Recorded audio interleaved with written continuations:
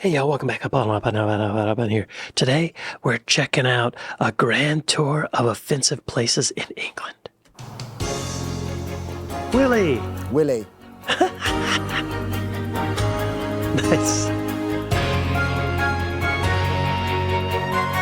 Welcome Yep, be sure to go to Auto Shenanigans and like and subscribe.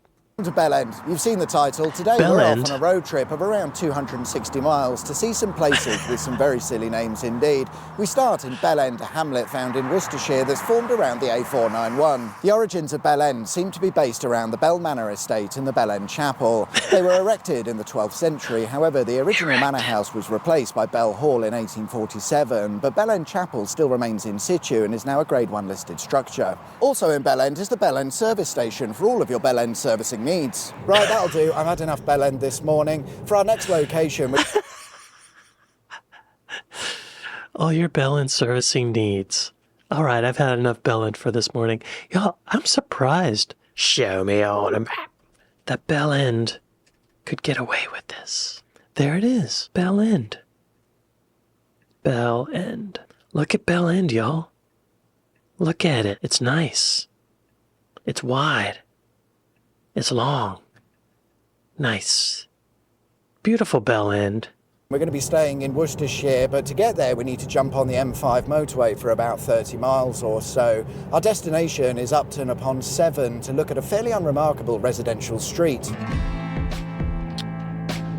Where could he be going?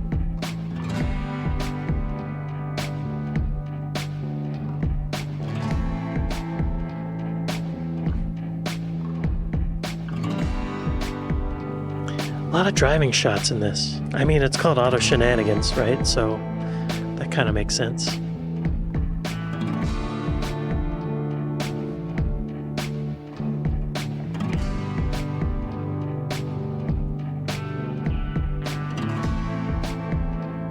Minge Lane. In October 2023, the local council announced that bush trimming would commence on Minge Lane, and of course everybody had a jolly good giggle about it. I think it's fair to say that the local residents are absolutely aware of the hilariously named Minge Lane, because every year they hold an event known as the Minge Lane Festival, where they celebrate local music, artists Nice. and minge.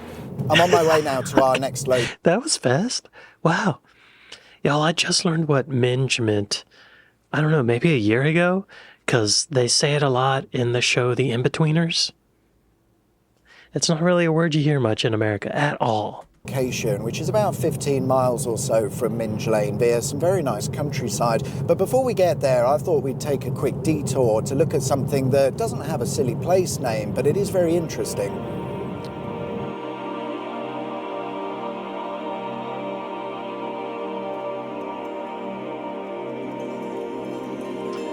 Watching him drive on that side of the road is kind of playing with my brain. It looks wrong. It looks like he's gonna crash.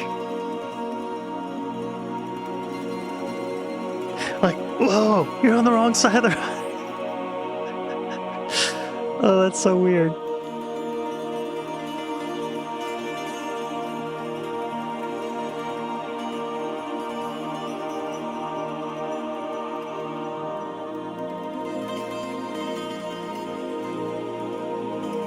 Where are we going?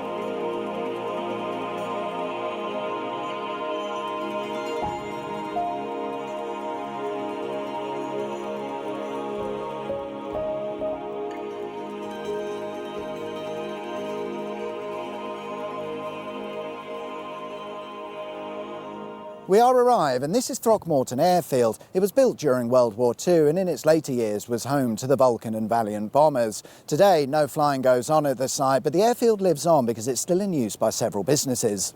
That's it, let's go. Come on. Oh. We arrived shortly after in the historic parish of North Piddle. I might have to explain this one for some of the overseas viewers. If you were to have a piddle, you'd be having a bit of a urinate. The word Right. piddle is what led to the rhyming slang term of needing a Jimmy Riddle. I'll put that into a sentence for you. I've been sat in the jam for hours and I'm busting in for a Jimmy. Where's your carsy? Jimmy Riddle was an American country musician born in 1918. I've no idea why his name has become associated with taking a piss. North Oh, Piddle that's is named unfortunate. after Piddle Brook, aka Piss Stream, which runs around the edge of the village, if you can call it that. It has a population of 80, so it's fair to say not a lot happens. St Michael's church found in North Piddle was built in 1289 and then replaced in 1876, leaving no trace of the original building. In order to avoid the M5... Wow, okay. Y'all, show me on a map. North Piddle. Does that mean there's also a South Piddle? Oh, there's North Piddle. Look at it. Look at that Piddle. North Piddle. Wow, 80 people live there. Where do they live? There's like maybe a dozen homes there. Maybe they live on the outskirts. Professional drum tuition. What is that? Okay. M6 and M42. I'm going to take the A46 as we make our way to our next destination. Okay. More importantly, by taking this route, we get to go up the M69. Sweet. Nice.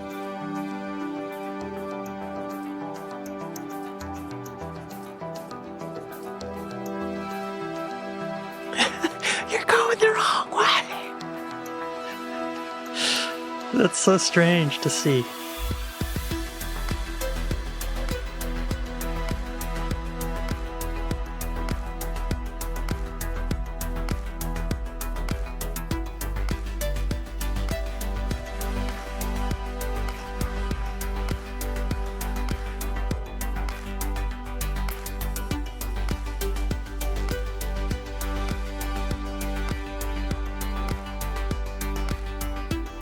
Willey.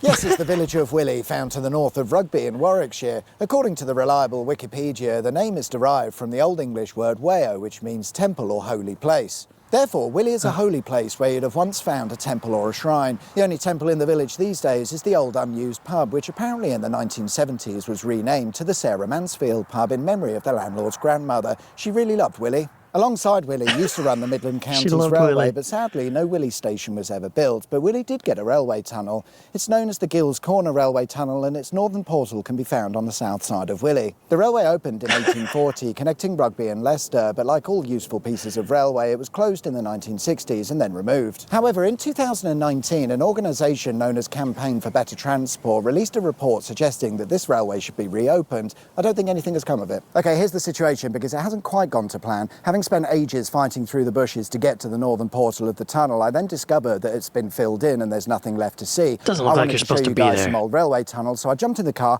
done a couple of miles down the road, and we're now at the southern end of the tunnel where we can see the railway tunnel's portal, brickwork and everything else. Lovely. And I'm afraid that's The all we've Willey got time port. for this week. The daylight is quickly fading, so I hope to see you guys next time for the exciting conclusion of our epic road trip. Thank you very much for watching. I hope you liked the video. If you did, there is of course a button specifically for that. And if you haven't subscribed already, please consider doing so. That would be wicked sweet awesome. I would hate for you to miss part 2. I'll see you guys then. Take care. Bye-bye.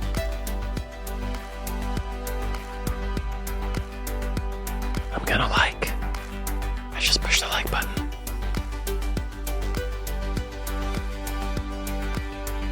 Am I subscribed? I am. Yo, let's go to part 2. That was quick. But before we do, show me on a map, Willey. There's Willey. There's your Willey. The Willey sign. There it is. Looks like there's a church and an accounting firm. Interesting. Priorities. Okay. Y'all be sure to go to Auto Shenanigans and like and subscribe. Part 2. Bell End, Minge Lane, 69, Willey. Hello and welcome to Auto Shenanigans. How the devil are you? Good. Welcome to part 2 of our grand tour or road trip, where we're visiting several places across the country that have some rather offensive or silly place names. In the last video, we ended in Willey, which is found to the north of Rugby in Warwickshire. Our tour today takes us into Leicestershire and 55 miles from Willey to our next destination. However, where I am now isn't the location that we're looking for. I've made a little bit of a stop to look at something that I thought was quite interesting. Although it's fair to say, I might regret making this little stop and detour. We should have just cracked on, really, because look at the state of this. In part 1, we ended with some railway content, so I thought for part 2 we could start with some railway content. I'll keep it brief and try not to bore you too much. On the way to our next destination, we passed Old Dalby, where we find the Old Dalby test track. In 1984, the track was used to test the integrity of flasks that were used to transport nuclear fuel elements, creating possibly some of the most famous railway footage ever. In simple terms, they crashed a train into one of these flasks just to see what would happen. I would love to be a train engineer that just crashed trains into walls. I want that job.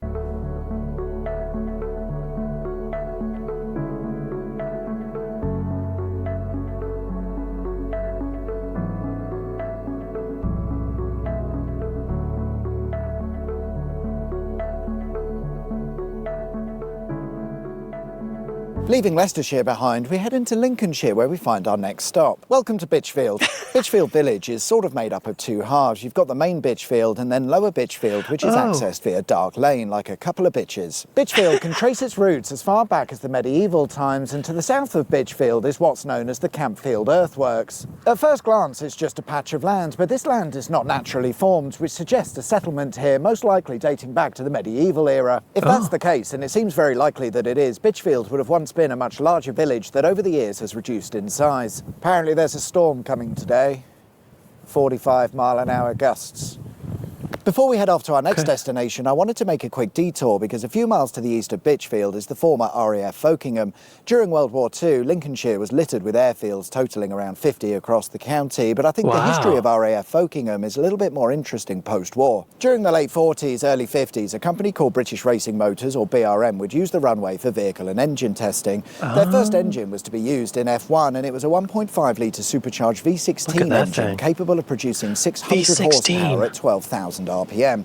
And whilst that sounds absolutely insane, and it is, it proved to be somewhat unreliable and was withdrawn in 1952. BRM would be kicked out of Folkingham in the late 1950s by the RAF and the United States Air Force, who wanted to use the sites for their Thor missile systems. These were rather large missiles that were mostly targeted on Russia during the Cold War era, and across the country you'd have found around 60 of these missile sites ready to go at short notice. 60? And indeed, during the Cuban Missile Crisis of 1962, nearly every single Thor missile was placed on a 15-minute readiness schedule should they be required. Fortunately, they weren't required, and a few years later, the Thor missile systems were all withdrawn.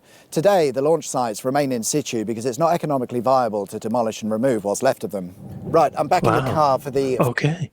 Yo, thanks for letting us put our missiles in your ground. Show me on a map. Bitchfield. Like, whoever named this, they had to have known what they were doing, right? Right? Oh, I've looked this up before, actually.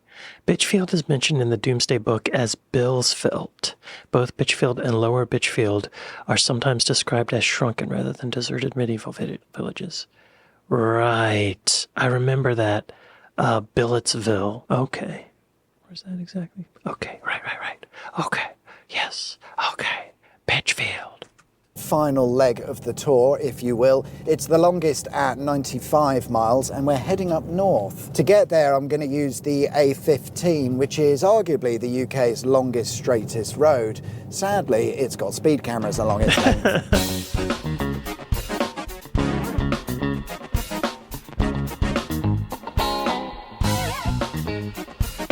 Da-da-da-da-da. Da-da-da-da-da. Yo, that sounds like a Charlie Tuna song. No. This guy, Charlie Tuna, he's a rapper from Jurassic 5. Forgot what the song was called, but I went do-do-do-do-do, just like that. The A15 eventually reaches the M180 motorway, at which point we need to take a right turn to continue our journey. However, before we do that, we're going to head left, which will take us into Scunthorpe, the only town with in the name. It's famous for its steelworks and industrial areas, and it's also home of the A1077M, a stupid waste of a motorway. To cross into Yorkshire, we need to use the Humber Bridge, a bridge that goes over the Humber. It opened in 1981, and at the time it was the longest bridge of its type at 1.38 miles, a record that it held until 1998. To construct it, the road decks were brought in on barges and then hoisted into position via cables. Unfortunately, they dropped one of the road decks during construction when the cables snapped, but no bother, they just brushed it off and fitted it into position anyway. I'm sure it's fine. I guess I never really thought about how they make those, but that makes sense. They hoisted it up. Huh. Cool. Into position anyway. I'm sure it's fine.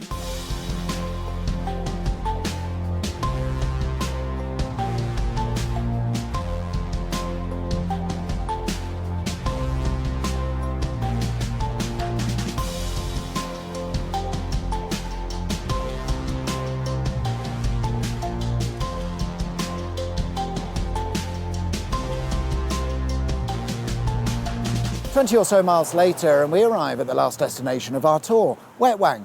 One of the first things you see as you drive into Wetwang is the Wetwang Communal Holy Pond. Today, just a pond, but back in the old days, it served a very different purpose. The local tradition in the area was to arrive at the village and dip your gentleman's sausage in the pond, thus washing and cleansing you of any evil spirits that you might be bringing into the village. You just dip your penis in there? That seems like, I don't know. I think they just wanted to see people's penises. I think they just wanted... The ladies of the town probably made this rule, or maybe a homosexual mayor, so that whenever any outsider comes into town, they have to expose themselves. So everybody knows what's going on down there. I bet that's what it was. Of course, with no central heating, it took a while before you'd dry off, meaning you'd spend half a day walking around with a Wetwang, and that's where the village gets its name. On the north side of the village, we find the Wetwang Community Playground. Shocking. Well, thanks for coming along on this grand tour of stupid place names. I hope you liked the video. If you did, there is, of course, a button specifically for that. And if you haven't subscribed already, please consider doing so. That would be wicked sweet, awesome. All going... Hang on, y'all. I'm gonna like it. But show me on the map. Have I looked up Wetwang before? I think I have. I think, was it Be Here Now did a video about this, or Wetwang? Where's the river? Wetwang, UK. Wetwang is a Yorkshire Wolds village and civil parish in the East Riding of Yorkshire, England, 6 miles west of Driffield on the A166 road.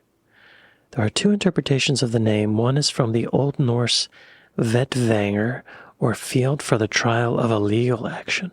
Another theory is that it was the wet field compared to the nearby dry field at Driffield. The name is jokingly defined in The Meaning of Liff by Douglas Adams as meaning a moist penis.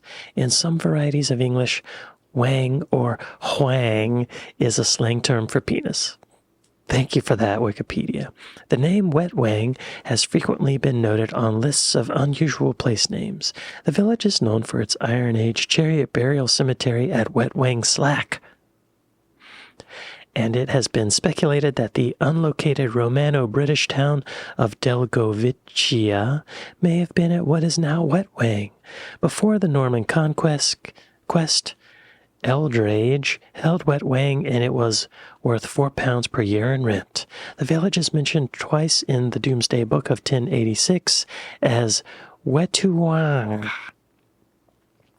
The lesser mention simply records its existence. In Wetwang, the Archbishop 13.5 Carucates, the mention is under Warder 100 and original blah blah blah blah blah blah blah blah blah blah. There's nothing about washing your penis in the river. I see nothing about that. He may have been pulling my leg. To plan, I would have uploaded this video on New Year's Eve 2023, so I hope you have a fantastic New Year's. All the best for 2024, and thank you guys so much for your support throughout 2023. I really appreciate it. I'll see you guys next year. Until then, take care. Bye-bye.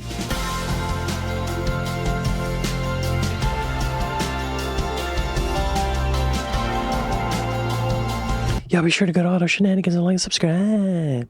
These are some funny names. I love that these names are still there. In America, you wouldn't find that because some prude, we have this Puritan tradition, and people just clutch their pearls at any kind of fun little thing like that. It just would not happen in America. So I commend you for that. Continue the irreverence. Yo, I'd like to thank my patrons. I'd like to thank my Buy Me a Coffee folks. Thank y'all for watching this with me, and I'll see y'all next time.